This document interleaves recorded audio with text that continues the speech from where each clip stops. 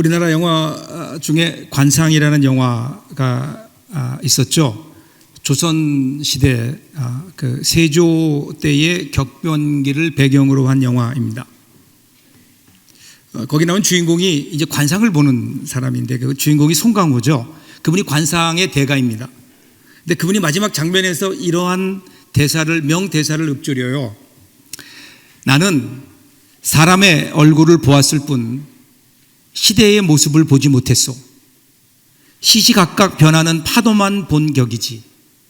바람을 보아야 하는데 파도를 만드는 건 바람인데 말이오. 유명한 대사를 해요. 그러니까 얼굴에 나타나는 이 소위 관상이라고 하는 것은 그저 파도에 불과할 뿐인데 바람, 그 역사의 큰 기운을 보지 못했다라고 하는 거죠. 오늘 우리 삶이 그렇지 않을까? 우리 삶에 일어나는 여러 가지 일들을 보면 우리 주위에 일어나는 현상들을 우리들이 바라보다가 사실은 그 현상이 일어나게 되는 원인들, 그 현상의 그 배후에는 무엇이 있을까? 우리들이 보지 못할 때가 많죠. 우리 하나님은 알파와 오메가 되십니다. 그래서 인간과 만물, 선과 악의 모든 뿌리가 사실은 성경에 기록되어 있어요. 그래서 성경을 읽으면 우리가 무엇을 보게 되나요? 하나님을 보게 되는 거죠. 그 하나님이 어떤 분인가요? 그 하나님은 파도를 일으키시는 바람과 같은 분입니다. 여러분, 이것이 바로 이 하나님을 바라보는 것, 우리 주위에 일어나는 여러 가지 삶의 환경들만 바라보고 그것이 다인 줄 알고 살아가는 사람들이 신앙인이 아니라 그 너머에 무언가가 있는 그 현상들을 일으키시는 하나님이 계시다라고 하는 것을 믿는 것, 이것이 우리 신앙인들이죠. 그래서 사과가 달리게 되고 꽃이 피고 하는 이러한 자연 현상을 보면서 만유 인력을 발견해내고 광합성의 원리를 깨닫는 사람들은요, 과학자들이에요. 그런데 이러한 사과와 꽃을 보고 시를 짓고 노래하는 사람들은 그러면 예술가죠. 시인입니다. 그런데 우리 신앙인들은요, 이 사과가 떨어지고 꽃이 피게 하는 것을 보면서 그렇게 만드는 근원적 존재, 즉 하나님, 그 하나님이 계심을 바라보는 것, 이것이 오늘 우리 신앙인들이죠. 그래서 우리 신앙인들은요, 과학자나 예술가나 세상 사람들이 보지 못하는 만물의 본질을 볼 줄 아는 눈을 가진 사람들이 우리 신앙인들이죠. 그래서 우리는 우리의 삶 속에서 눈에 보이는 것이 다가 아니라 그것을 일으키시는 하나님을 우리는 동시에 보기에, 그래서 우리는 이 세상을 해석하는 것이 다릅니다.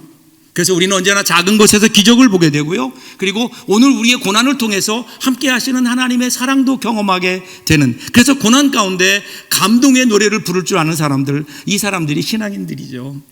오늘 저는 저와 여러분이 그런 신앙의 기쁨을 누리며 살아갈 수 있기를 바랍니다.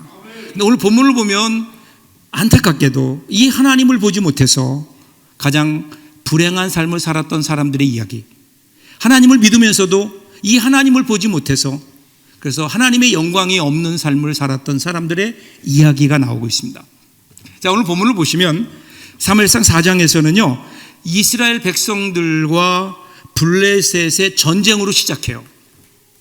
이 블레셋이라고 하는 나라는 이제 두고 이스라엘에게는 아주 숙적이고 라이벌이고 골칫거리가 되게 됩니다. 이 사람들은요, 이 블레셋 사람들은 이스라엘 백성들이 가나안에 이주할 때 그때 거의 같은 시기에 바다를 통해서, 아마도 지중해 해안 지역에 있다가 바다를 통해서 그래서 오늘날의 그 가나안 땅에 정착하게 된 해양 민족으로 알려지고 있습니다. 자, 그런데 이 사람들이 가지고 있었던 특별한 문화가 있는데 그것은 철기 문화예요. 그 당시에 이스라엘을 비롯한 가나안의 거의 대부분의 그 민족들이 아직도 청동기 문화에 머물고 있었는데, 근데 이들은 아주 강력한 무기죠. 철제 무기로 무장했던, 그러니까 전력상으로 보면 여러분, 청동기로 만들어진 무기와 철제로 만들어진 무기가 싸우면 누가 이기겠어요? 당연히 그건 철제 무기가 이길 수밖에 없죠. 근데 이 둘 사이에 이제 전쟁이, 소위 말하는 아벡 전투가 벌어진 거예요. 전쟁을 했는데 첫 번째 전투에 이제 그 전쟁이 시작됐는데 졌어요. 이스라엘이 졌어요. 전력상 분명히 열세입니다. 그런데 4,000명 정도가 죽었어요. 패배했습니다. 그러니까 이스라엘 백성들이 이 일을 놓고 이제 모여서 의논하는 거예요. 3절 상반절 보세요. 백성이 진영으로 돌아오매 이스라엘 장로들이 이르되 여호와께서 어찌하여 우리에게 오늘 블레셋 사람들 앞에서 패하게 하셨는고. 여러분 이 질문을 좀 잘 보세요. 여호와께서 어찌하여 우리를 패하게 하셨는고.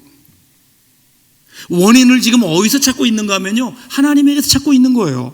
그러니까 믿음이 있는 사람들이에요. 뭐 이스라엘 백성들이, 우리 군사들이 훈련이 부족했다든지, 역시 철제 무기는 우리가 당할 수 없다든지, 우리가 너무 약하다든지, 뭐 이것이 아니라 분명하게 그들은 이 싸움의 승패의 그 원인이 하나님께 있다라고 고백하고 있어요. 여호와께서 어찌하여 우리를 지게 하셨는가? 알고 있다고요.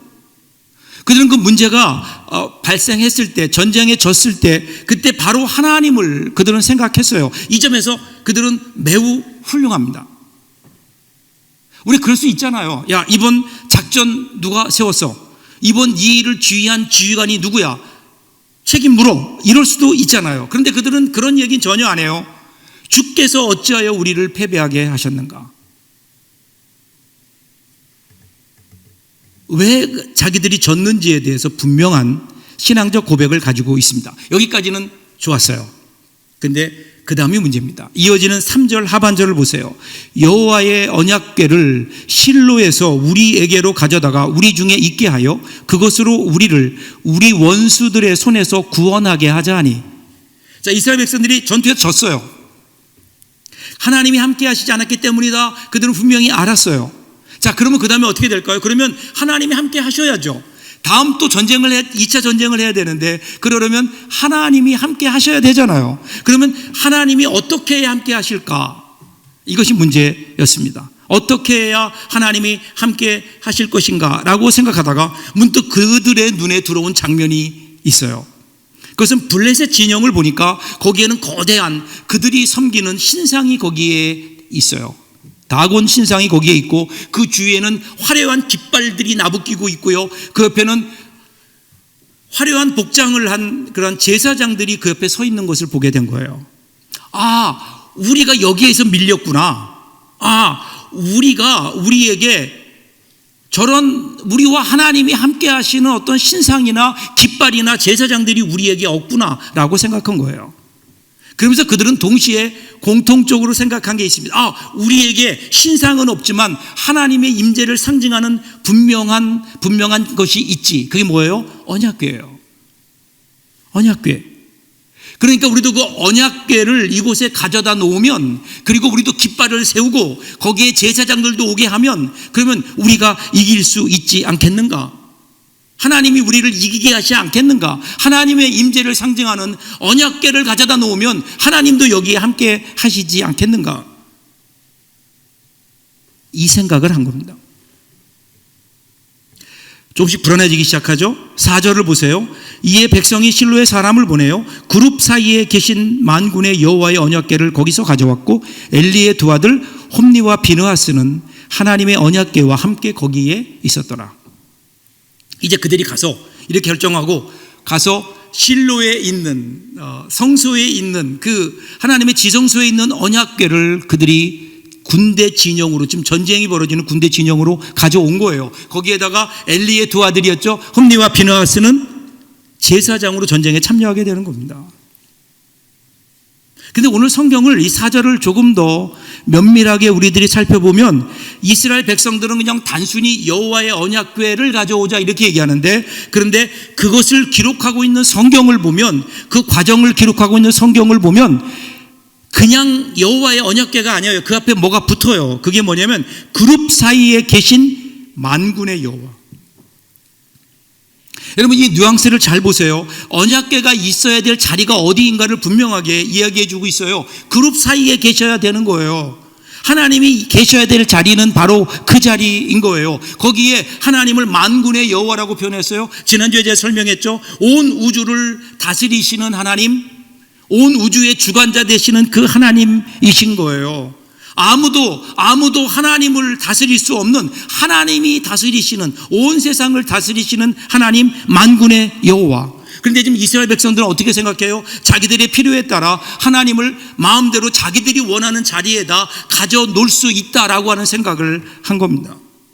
이 만군의 여호와를 그룹 사이에 계셔야 되는 하나님을, 그 하나님을 자기들이 원하는 대로 자기의 필요에 따라 자기가 원하는 자리로 하나님을 움직일 수 있다, 하나님을 내 마음대로 조종할 수 있다라고 하는 불경한 생각들이 그 밑에 깔려 있는 거죠. 어떻게 진행됩니까? 5절 보세요. 여호와의 언약궤가 전 진영에 들어올 때에 온 이스라엘이 큰 소리로 외치매 땅이 울린지라. 자, 이제 언약궤가 들어오니까 이스라엘 군인이 난리가 난 거예요. 사기가 한껏 올랐습니다. 얼마나 소리 지르고 발을 굴렀던지 땅이 다 울렸다, 그렇게 성경이 기록하잖아요. 그러면서 그들은 이제 우리가 이겼다, 이런 거예요. 이렇게 사기가 오른 이유는 그들이 가지고 있는 기억이 있어요. 그 이스라엘 백성들의 조상이었죠. 모세를 통해서 이집트에서 나와서 광야길을 걸으며 대적과 싸우고 요단강을 건널 때 그때 가장 중심적인 역할을 했던, 가장 앞서서 진두지휘했던 것이 바로 언약궤거든요. 그들이 여리고성을 돌 때 언약궤를 앞세우고 돌았잖아요. 그랬더니 무너졌어요. 그 승리했어요. 언약궤를 앞세우고 요단강을 향해 걸어갔더니 요단강이 열렸다고요. 언제나 언약궤가 앞서가는 곳에는, 언약궤가 가는 곳에는 하나님이 함께 하셨고 승리했어요. 이러한 추억들이 그들에게 있는 거예요. 그러니까 이제 언약궤가 왔으니 우리는 이겼다, 이거예요. 이겼다, 그런 거예요. 그뿐이 아니에요. 여러분 6절과 8절을 보시면요, 블레셋 사람이 그 외치는 소리를 듣고 이르되 히브리 진영에서 큰 소리로 외치면 어찌 됨이냐 하다가 여호와의 궤가 진영에 들어온 줄을 깨달은지라. 8절이에요. 우리에게 화로다. 누가 우리를 이 능한 신들의 손에서 건지리요. 그들은 광야에서 여러 가지 재앙으로 애굽인을 친 신들이니라. 이스라엘 백성들만 사기가 오른 게 아니라 이것을 보고 있는 블레셋 사람들의 기가 꺾인 거예요. 그 무시무시한 하나님, 그들도 들었다고요. 그 하나님이 광야에서 어떻게 하셨는지 그의 조상들에게 그 이야기를 들었잖아요. 주위에 있는 사람들에게 그 이야기를 들었어요. 어떻게 여리고성이 무너졌는지, 그들이 어떻게, 그들의 신 하나님이 어떻게 가나안을 정복했는지를 그들도 듣고 있는 거예요. 그러니까 블레셋 사람들이 이제 우리 죽었다, 이제 우리는 끝났다, 저 무시무시한 신이 우리 왔으니 이제 우리가 과연 이길 수 있을까? 이렇게 된 거예요. 그래서 결과는 어떻게 됐을까요? 2차 전쟁이 벌어졌어요. 10절 11절 보세요. 블레셋 사람들이 쳤더니 이스라엘이 패하여 각기 장막으로 도망하였고 살육이 심히 커서 이스라엘 보병에 엎드러진 자가 3만 명이었으며 하나님의 궤는 빼앗겼고 엘리의 두 아들 홈니와 비느하스는 죽임을 당하였더라. 이게 웬일입니까? 법궤가, 언약궤가 왔잖아요. 하나님이 함께 하신다고 그들은 믿었잖아요. 그러니까 이제는 이길 거라고 생각했는데 대패를 당합니다. 법궤가 없을 때 싸움을 했어요. 언약궤가 없을 때 전쟁을 했을 때는 4,000명이 죽었어요. 그런데 하나님의 언약궤가 함께 했어요. 하나님이 우리와 함께 하신다고 좋아했다고요. 그래서 나가 전쟁을 했는데 이번에는 대패했는데 3만 명이 죽었어요. 그뿐인가요? 거기에 참전했던 제사장 홈니와 비느하스도 죽었죠. 그리고 그들이 그렇게 믿고 자랑했었던 하나님의 언약궤는 블레셋에게 빼앗겨요. 왜 그랬을까요? 왜 이런 결과가 나왔을까요? 여러분, 상황이 다급해지니까 그들은 정말 하나님의 도우심을 구하기보다 언약궤를 가지고 오면 그러면 하나님도 우리와 함께 하시지 않을까? 하나님을 하나님으로 섬긴 것이 아니에요. 하나님을 하나님으로 대접한 게 아니에요. 그냥 상황이 급해지니까 그 하나님을 자기들이 원하는 자리로 그냥 끌고 온 거예요. 그렇게 하나님을 끌고 오면 하나님도 어쩔 수 없이 따라오시겠지라고 하는 이러한 어리석은 생각들이 그들의 마음을 지배했던 거예요. 이러한 착각이. 여러분, 그 언약궤가요, 하나님이 함께 하시지 않으면 무슨 의미가 있을까요? 언약궤, 하나님이 함께 하시지 않는 언약궤, 그 언약궤가 다른 상자와 다를 것이 무엇이 있을까요? 그럼에도 그들은 그 정말 하나님 앞에 하나님이 어떻게 해야 함께 하실까에 대한 본질적인 어떤 그 고민도 없이 하나님의 임재를 상징한다고 하는 언약궤를 그냥 끌고 온 거예요. 하나님을 자기들이 원하는 대로 자기 마음대로 자기들이 원하는 자리에 그냥 하나님을 끌어온 겁니다. 이것은 미신적이고 주술적인 태도입니다. 신앙이 뭘까? 신앙은요, 하나님께 나아가는 거예요. 우리가 하나님이 계신 곳으로 나가는 것이 신앙이지, 하나님을 우리들이 원하는 자리로 끌어내리는 것, 여러분, 이것은 신앙이 아닙니다. 이것은 미신입니다. 그럼 미신과 신앙의 다른 점이 뭘까요? 미신은요, 내가 가지고 있는 재주, 내가 가지고 있는 어떤 능력, 내가 가지고 있는 어떤 정성, 이것들을 최대한 발휘해서 그 신이라고 하는 존재의 마음을 움직여서 내가 원하는 것을 얻어내면 되는 거예요. 그 신과의 인격적인 교제에 아무 상관없어요. 그냥 내가 원하는 것을 얻어내면 되는 거예요. 그러면 끝이에요. 이게 미신이에요. 근데 신앙은 다르잖아요. 신앙은 내가 가지고 있는 것, 어떤 나의 정성, 나의 물질, 이것으로 하나님을 감동시켜서 하나님 마음을 움직여서 내가 원하는 것을 얻어내는 것, 이것이 여러분 신앙이 아니잖아요. 신앙이라고 하는 것은 하나님의 뜻이 어디 있는가를 먼저 알고 하나님과 인격적인 교제를 통해서 하나님의 뜻을 깨닫고, 그리고 내가 그 하나님의 뜻에 순종해야 되고, 그러기 위해서 나의 생각을 내려놓고 하나님의 뜻에 나의 뜻을 맞춰가는 것, 그 과정을 통해 우리 가운데 하나님의 거룩함이 나타나고, 그리고 하나님의 그 성품이 나타나는 것, 우리가 날마다 하나님을 닮아가는 것, 여러분, 이것이 신앙이 아닐까요? 신앙은 내가 변화되는 거예요. 내가 원하는 것을 얻어내는 것이 아니라 내가 변화되어가는. 근데 오늘 이스라엘 백성들은요, 하나님 앞에 나갔어야 돼요. 잘못했으면 하나님, 우리가 왜 졌습니까? 이스라엘, 그 전에 이스라엘 백성들처럼 하나님 앞에 나가서 옷을 찢고 죄를 뒤집어 쓰고 하나님, 우리가 잘못했습니다, 회개했더라면, 실로에 올라가서 그룹 사이에 계신 전능하신 하나님의 언약궤 앞에 엎드려서 하나님 앞에 회개했더라면, 그럼 여러분, 결과는 달라지지 않았을까요? 이것으로 끝이 아니에요. 이제 전쟁의 소식이 이스라엘 진영의 이스라엘 사람들에게 전해지게 되는 거예요. 13절 보세요. 그가 이를 때는 엘리가 길 옆 자기의 의자에 앉아 기다리며 그의 마음이 하나님의 궤로 말미암아 떨릴 즈음이라. 그 사람이 성읍에 들어오며 알림에 온 성읍이 부르짖는지라. 지금 이스라엘 백성들이 전쟁을 벌이고 있죠. 지금처럼 이 통신 수단이 없었던 때에, 그때 누군가 소식을 전해주지 않으면 알 수 없는 그때예요. 그때 한 사람이 그 소식을 가지고 와요. 모든 백성들이, 엘리를 비롯한 모든 백성들이 그 소식을 기다리고 있습니다. 이번 블레셋과의 전투는 그만큼 국가의 어떤 명운이 달릴 정도로 중요한 전쟁이었다고요.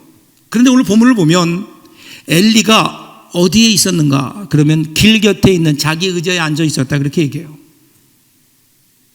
제사장이에요. 지금 국가의 미래를 걸고 지금 이스라엘 군사들이 싸우고 있어요. 보통 여러분, 이런 전쟁을 할 때 각각의 위치와 역할이 있죠. 군사들이 나가 싸웁니다. 그러면 제사장은 어떻게 될까요? 제사장은 때때로 그 현장에 같이 가기도 합니다.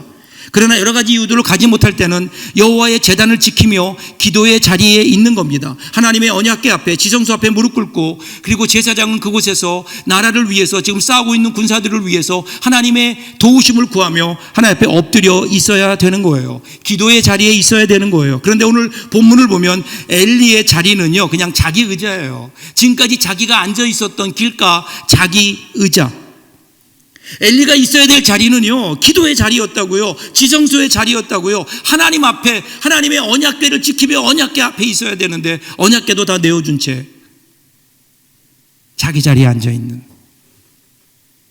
사랑하는 여러분, 우리 신앙이요, 위치가 중요합니다. 어디에 있느냐가 사실은 우리의 존재를 규명할 때가 많아요. 시편 1편을 보면 시편 1편 3절 보세요. 그는 시냇가에 심은 나무가 철을 따라 열매를 맺으며 그 잎사귀가 마르지 아니함 같으니 그가 하는 모든 일이 다 형통하리로다.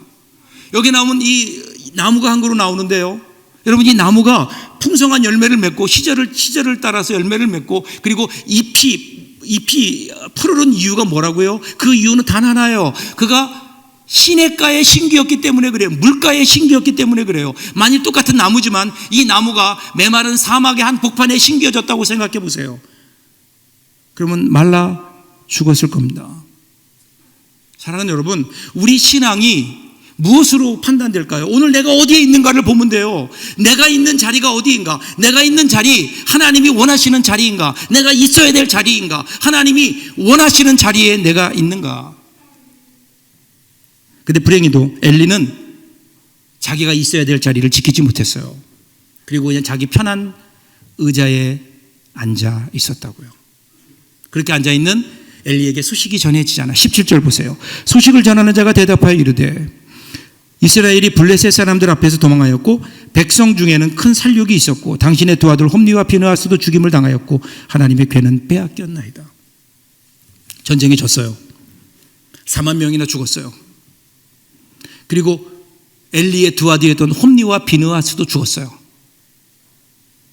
그것으로 끝났으면 좋을 텐데 하나님의 괴를 빼앗겼다. 하나님의 임재를 상징하는 괴를 빼앗겼다. 결국 그건 무슨 의미일까요? 하나님이 이스라엘을 떠나셨다는 의미 아닐까요? 아마도 이 소식이 엘리에게는 큰 충격이었을 겁니다. 충격을 이기지 못한 엘리는 앉아있었던 의자에서 떨어져서 결국 생을 마감하게 되죠. 그것으로 끝이 아니에요. 19절 보세요. 그의 며느리인 비느하스의 아내가 임신하여 해산 때가 가까웠더니 하나님의 괴를 빼앗긴 것과 그의 시아버지와 남편이 죽은 소식을 듣고 갑자기 아파서 몸을 굽으려 해산하고, 그 가정에 또 비극이 닥친 거예요. 두 번째 아들을 임신한 이 여인, 이 비느하스의 아내, 이 충격적인 소식을 듣고요, 조산을 하게 된 거예요. 아들을 낳았지만 이 여인은 점차 생명의 줄을 놓아갑니다. 산모가 이렇게 회복하지 못하니까 옆에 있던 산파들이 용기를 북돋아주기 위해서 아들이에요, 축하합니다, 아들을 낳았어요 라고 격려하지만 이 비느하스의 아내는 고통 가운데 이제 그는 회복하지 못한 채 마지막 숨을 내쉬면서 이렇게 외쳐요. 21절입니다. 이르기를 영광이 이스라엘에서 떠났다 하고 아이 이름을 이가봇이라 하였으니 하나님의 괴가 빼앗겼고 그의 시아버지와 남편이 죽었기 때문이며, 또 이르기를 하나님의 괴를 빼앗겼으므로 영광이 이스라엘에서 떠났다 하였더라. 그가 태어난 아들을 보며 그 아들의 이름을 이가봇이라고 얘기해요. 이가봇이라는 그 발음이요, 정확한 발음은 이카보드라는 말이에요. 이카보드. 카보드라는 말이 영광이거든요. 영광이 없다. 이스라엘에서 하나님의 영광이 떠났다. 하나님의 영광이 떠난 이스라엘, 여러분 무슨 의미가 있을까요? 하나님의 영광이 떠난 교회, 과연 그 교회가 무슨 교회일까요? 하나님의 영광이 떠난 우리 가정, 그러면 여러분 그 가정에 하나님의 은혜가 임할 수 있을까요? 여러분 인생의 비참함은 어디에 있을까? 인생의 가장 비참한 상태는요, 하나님이 우리와 함께 계시지 않을 때예요. 우리 인생이 고난을 당할 때가 아니에요. 우리 인생이 병들었을 때가 아니에요. 여러분 우리 인생 가운데 우리가 감당할 수 없는 문제들이 우리를 둘러쌀 때가 아니에요. 정말 우리 인생에 가장 소망이 없고 비참할 때는요, 하나님이 계시지 않는 이가봇, 그 자리인 거예요. 이가봇. 하나님 없는 행복 과연 가능할까요? 하나님 없는 성공, 그것이 정말 우리의 인생을 행복하게 만들까요? 아무리 우리 인생이 성공하고 아무리 우리 인생이 잘 되는 것 같아도 만일에 우리 인생 가운데 하나님이 계시지 않다면, 여러분 우리 교회가 아무리 사람들이 많아지고 부흥하고 그리고 우리가 커진다 하더라도 만일에 이 가운데 하나님이 우리 가운데 계시지 않는다면, 그럼 여기 무슨 의미가 있겠어요? 우리 인생에 정말 중요한 것, 그것은 하나님이 함께 하시는 것. 임마누엘의 하나님. 그래서 우리는 그렇게 고백하잖아요. 하나님 없는 성공보다 하나님이 함께 하시는 실패, 그것이 우리 인생이 훨씬 유익하지 않을까요? 왜냐하면 결국 하나님은 모든 것이 합력하여 선을 이루어 가실 것이기 때문에. 그러므로 오늘 우리는 우리의 인생을 보면서 내가 얼마나 성공하느냐, 우리 가정이 얼마나 평안한가, 우리 가정이 얼마나 행복한가, 이것이 우리의 가정의 기준이 되는 것이 아니라 정말 우리 가정에, 우리 교회에, 내 안에 하나님이 계시는가. 하나님이 안 계시면 이가봇이에요. 이가봇. 이스라엘의 불행은 무엇 때문입니까? 하나님으로 섬기지 않았기 때문에 그래요. 만일에 여러분 이스라엘 백성들이요, 하나님 어찌하여 우리를 패배하게 하셨습니까? 라고 질문하며 우리가 하나님과 동행하지 않았기 때문입니다 라고 바른 결론을 내리고, 그래서 그들이 모두 일어나서 하나님 앞에 나아가서 하나님 앞에 무릎 꿇고, 하나님 우리가 잘못했습니다, 하나님 우리가 하나님을 제대로 섬기지 못했습니다, 그래서 우리가 전쟁에서 졌습니다, 하나님 앞에 무릎 꿇고 기도했더라면, 그러면 여러분 이스라엘의 역사는 분명히 달라지지 않았을까요? 여러분, 그들이요 실로에 계신 하나님 그 언약궤를 가져올 일이 아니에요. 하나님께 나아갔어야 돼요. 언약궤 가져올 곳이 아니라 성수 앞에 나가서 하나님 앞에 무릎 꿇었더라면, 언약 앞에 엎드렸더라면. 사랑하는 여러분, 다시 우리가 마음속에 기억해야 됩니다. 우리 인생에서 가장 비참한 때는요, 하나님 우리 가운데 계시지 않을 때예요. 하나님 없는 성공, 하나님 없는 행복은 없어요. 성공은 그저 잠깐 우리에게 만족을 줄지 모르지만 하나님이 안 계신다. 오늘 우리는 그렇기 때문에 다시 한번 하나님 앞에 엎드려 기도해야 되는 거. 하나님, 내가 하나님과 동행하기 원합니다. 하나님과 함께하기 원합니다. 임마누엘, 그 하나님의 은혜가 나에게 있기를 원합니다. 문제는요, 어떻게 하나님과 함께하느냐예요. 어떻게 하나님과 함께하느냐. 사실 설교를 준비하면서 이 문제에 많이 고민했어요. 근데 제가 책을 읽으면서 느낀 게, 이 고민은 저만 한 게 아니더라고요. 기독교 역사에서 이 문제를 가지고 고민했어요. 특별히 수도원에서 수도하는 수도사들이 이 문제에 얼마나 많은 고민을 했는지 몰라요. 과연 그리스도인이 있어야 될 자리는 어딘가? 하나님이 함께 하시는 자리는 어디인가? 이것을 그들이 고민하다가 세 문장으로 정리했어요. 세 문장. 라틴어로 정리했어요. 세 문장이에요. 코람데오. 우리 잘 알고 있죠? 코람데오. 이것을 끝이 아니에요. 나머지 두 개가 더 뒤따릅니다. 레트로 상투스. 그리고 세 번째가 우나 프록시미. 이 세 가지.